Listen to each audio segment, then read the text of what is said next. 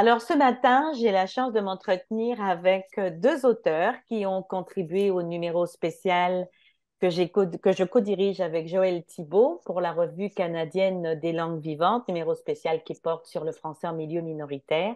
Alors, bonjour Martine Cavana, bonjour Oui, Émilie Lavoie, ravie de vous bonjour. avoir pour cette entrevue. Alors, Bonjour Carole. brièvement, ce que l'on va faire, c'est pour cet entretien, c'est je vous pose quelques petites questions au sujet de votre article et puis vous y répondez, vous dites ce que vous avez envie de dire pour partager pour le lecteur. Alors, la première question que donc je vous poserai, c'est sommairement, quels sont les faits saillants de votre article? Oui, alors dans l'article, bon, on commence par la problématique et on évoque dans cette problématique le fait que dans les programmes d'études à l'heure actuelle, dans les programmes d'études en milieu francophone minoritaire, on souligne beaucoup l'importance de développer chez les élèves la compétence à rédiger différents genres de textes et ce, en s'appuyant sur des stratégies efficaces. Alors ça, c'est donc une partie, la première partie de la problématique, c'est d'expliquer que en fait, malgré ces directives officielles, bien, quand on regarde les résultats et puis Émilie va pouvoir en parler, au niveau de la performance des élèves, ben, il y a comme des petits soucis. Alors, Émilie va pouvoir Oui, parler de ça ça. fait quand même, ça fait quoi, depuis les années 90, si je ne me trompe pas, que les évaluations PISA Hmm. notent une différence dans la réussite entre les élèves en milieu minoritaire en français puis la contrepartie anglophone. Et c'est pas si surprenant étant donné la complexité de l'acte d'écrire et la complexité de l'enseignement de l'écriture aussi. Et là, cette complexité est aussi exacerbée par les réalités qu'on connaît bien du milieu minoritaire linguistique francophone. Donc, voilà. D'accord, c'est Et puis parfait. en plus de ça, donc ça c'est une des grandes idées aussi de la problématique, c'est que il semblerait qu'il y a des pratiques pédagogiques qui perdurent et qui peuvent entraver le développement de la compétence Hmm. à écrire des élèves. Alors on en a identifié dans l'article quelques-unes, comme par exemple l'accent sur la forme au détriment du fond, Hmm. l'accent sur le produit encore au détriment du processus qui sous-tend la production d'un texte. Un enseignement de la grammaire peut-être encore toujours assez décontextualisé. On Et ajoute aussi.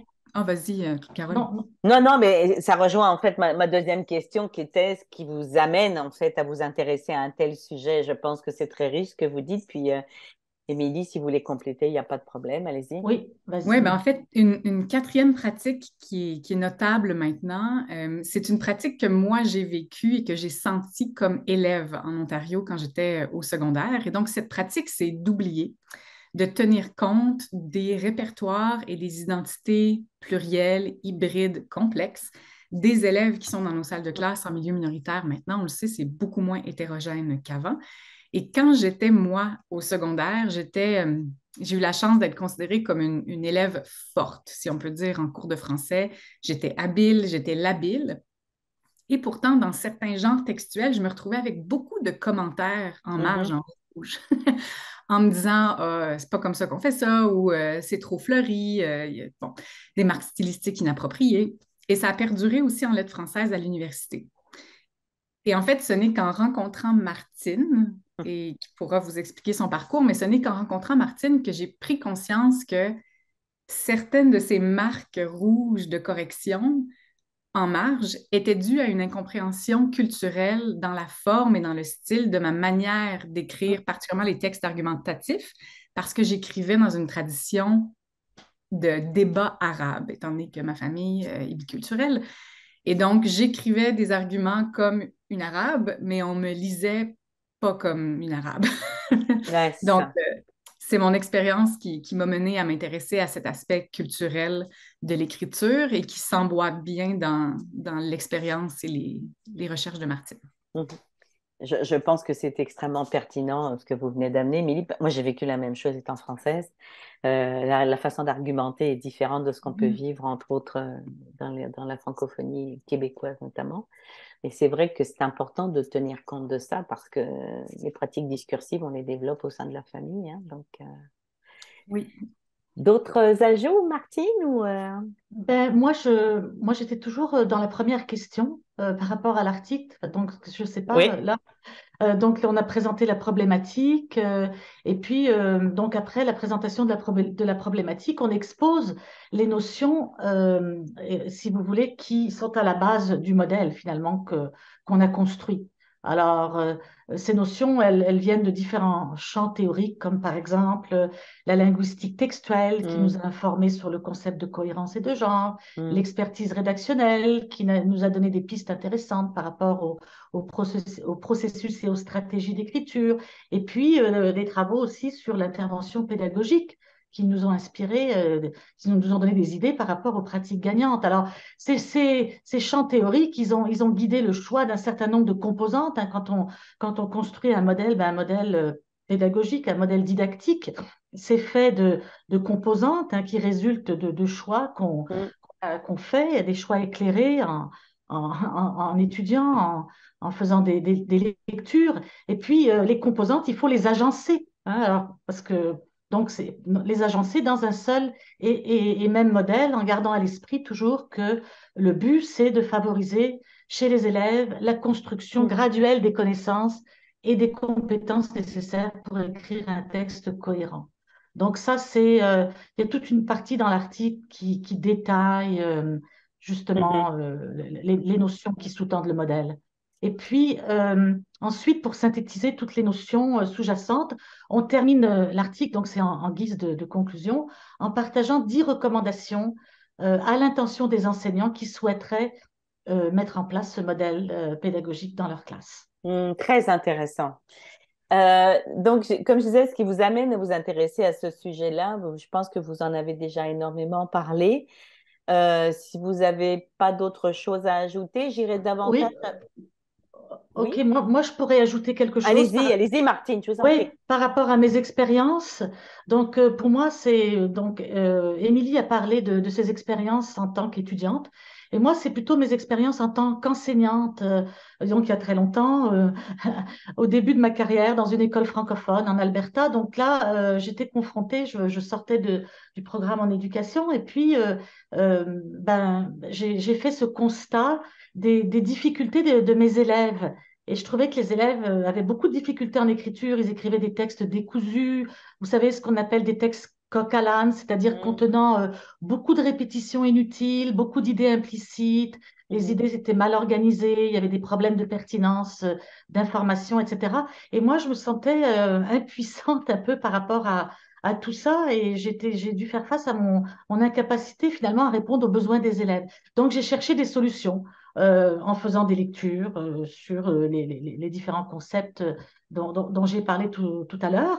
Puis j'ai trouvé des éléments de réponse intéressants. Puis ça a été le début de de votre mes carrière. interrogations, de mes recherches, de ma carrière. Voilà. Ouais, c'est intéressant. Euh, Maintenant, je vous poserai une question qui va davantage relever de vos choix méthodologiques. Quelle démarche, quel devis vous avez utilisé par rapport à ce que vous avez présenté dans le texte? Oui, alors c'est un petit peu compliqué parce que le texte qu'on a écrit construit sur un modèle qui a déjà été construit et expérimenté en classe et qui est adapté pour répondre aux besoins d'une clientèle très diversifiée. Alors, pour construire le modèle, il y a eu des synthèses de connaissances qui ont été faites dans les différents champs théoriques pertinents, comme je disais tout à l'heure, sur Mhm, la cohérence textuelle, l'expertise rédactionnelle, les pratiques gagnantes, etc. Ensuite, ma préoccupation, c'était de ne pas me limiter à un modèle théorique, mais de mettre le modèle à la portée des enseignantes et de leur donner l'occasion de l'enrichir, si vous voulez. Donc, mhm, il y a eu le développement de séquences didactiques au fil des années dans des genres textuels différents, comme le texte argumentatif, le texte explicatif, le texte narratif, des séquences qui ont été expérimentées dans les classes du primaire et du secondaire, ici, et puis, à la lumière de tout ça, on faisait des ajustements, je faisais des ajustements au modèle et aux pratiques. Et puis, Émilie, On se retrouve un peu en fait dans des cycles itératifs de recherche-développement.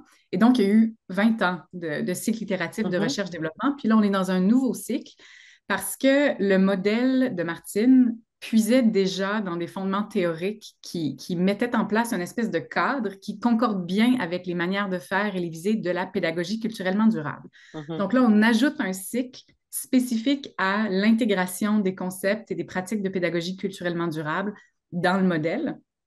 Donc, on a fait une recension des écrits, des pratiques gagnantes, on a adapté la théorie et la théorisation du modèle grâce à cette recension des écrits, cette synthèse. Et puis là, on va passer dans une mise en pratique à venir. Mm. Donc, on est dans les cycles constants de raffinement. Très intéressant. Alors, ma dernière question, je pense qu'on peut déjà envisager des avenues fort intéressantes par rapport à vos propos. C'est par rapport à l'éducation justement francophone en contexte minoritaire, en quoi votre texte justement apporte un éclairage, Mhm. pose des jalons par rapport à des avenues futures de recherche? Oui, alors enfin deux choses par rapport au contexte minoritaire. D'abord, premièrement, les élèves baignent dans un milieu anglophone, donc ils n'ont pas accès à des modèles de textes, à beaucoup dans l'environnement, enfin, n'est pas français en français, donc c'est assez pauvre au niveau des modèles langagiers. Mhm. Et puis aussi, il y a toute la question on en parle beaucoup, de l'insécurité linguistique, etc. Alors, je pense que l'article donne des balises assez précises pour un enseignement de l'écrit qui place l'élève au cœur du processus Mm. d'écriture. Et je crois que la démarche d'enseignement, c'est une démarche explicite, hein, qui est proposée. Finalement, hein, ça met les élèves en situation de réussite, hein, Mhm. parce qu'on travaille avec eux, on leur permet vraiment de construire petit à petit, pas à pas, les connaissances qui sont nécessaires. On utilise beaucoup, beaucoup de modèles de textes, on les amène à les analyser, il y a beaucoup de discussions, le vocabulaire est travaillé. Alors, c'est sûr que c'est quelque chose qui est rentable, enfin qui est bénéfique pour, pour tous les élèves dans tous les milieux, mais je pense particulièrement pour ceux qui sont Oui. en situation minoritaire. Donc c'est ça, donc graduellement, les élèves construisent ces connaissances. Puis moi, quand j'étais dans les classes, puis qu'on expérimentait le modèle avec les enseignantes, je voyais, j'ai remarqué, c'était tangible, cette confiance, si vous voulez, que les élèves Mm. développaient. Ils disaient, oh, OK, c'est comme ça qu'il faut faire pour trouver des idées, pour les organiser, parce qu'on utilise beaucoup, beaucoup d'échafaudage. Et donc, j'ai vu, c'était très tangible, j'ai vu ce gain au niveau de la confiance en soi. Alors, Ah, chouette. voilà, ouais. Mhm. Émilie, est-ce que vous voulez rajouter quelque chose? Je dirais peut-être que pour le milieu minoritaire spécifiquement, on parle souvent et on se questionne et on s'inquiète de l'aspect identitaire du sentiment d'appartenance, de la construction de celui-ci. On parle de plus en plus de la redéfinition des francophonies, de la francophonie plurielle. Et c'est difficile quand on n'a pas un bagage pluriel de se mettre dans les pieds de l'apprenant pour comprendre tous les obstacles invisibles et les processus invisibles qui peuvent opérer au sein d'un élève. Et même, même au sein du personnel scolaire aussi. Donc, l'article permet aussi de mettre en lumière comment un enseignement de l'écrit qui n'est pas nécessairement sensible à la pédagogie culturellement durable ou sensible aux réalités, au répertoire, aux identités plurielles, peut affecter négativement, puis peut laisser pour compte plusieurs élèves. Donc, Mm. ça permet là aussi d'augmenter une confiance en soi dans un environnement scolaire francophone, puis ça peut jouer sur le sentiment d'appartenance et sur la construction identitaire. Donc, Ah, c'est ouais, parfait. Mais un beau écoutez, modèle. vraiment, je vous remercie beaucoup toutes les deux de vous être prêtées au jeu. C'était bien riche comme entrevue. Je pense que ça va vraiment donner envie aux lecteurs d'aller vite lire votre article lorsqu'il va sortir. Je pense que c'est pour l'automne, théoriquement, que le numéro spécial sort. Donc, de toute Mhm. façon, nous vous tiendrons au courant. Et puis, je vous souhaite une bonne fin de journée. Merci beaucoup. Au revoir. Merci Merci beaucoup. beaucoup.